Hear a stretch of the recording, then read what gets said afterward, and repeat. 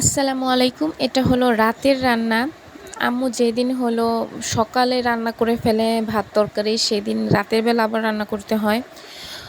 আর যেদিন নাকি হলো দুপুরে রান্না করে সেদিন আর রাতে রান্নার ঝামেলা থাকে না।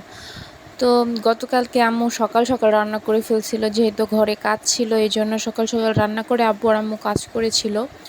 তো রাতে খাওয়ার জন্য তরকারি ছিল না, এজন্য আমি অল্প অল্প একটু একটু করে তরকারি রান্না করে নিচ্ছিলাম। এটা হলো ডিম ভুনা করছিলাম আলু দিয়ে। আম্মু আলু আর পেঁয়াজ কেটে দিয়েছিল, বলছিল মানে যদি আলু দিয়ে চাও মাছও রান্না করতে পারো বা ডিমও। তো আমি ভাবলাম ডিম রান্না করে দেই মাছ, কারণ আমি খাবো একটু পেঁয়াজ দিয়ে আর অল্প একটু আলু দিব। তারপরেই তো ডিমগুলো ভুনা করতেছি, একটুখানি টমেটো দিয়ে দিলাম। তো বেশি শুকায় ফেলছি, আর একটু ঝোল ঝোল রাখা দরকার ছিল তরকারিটা, যেহেতু এটা সবাই খাবে আর মাছ তরকারিটা শুধু আমি আর তাসনিম খাবো।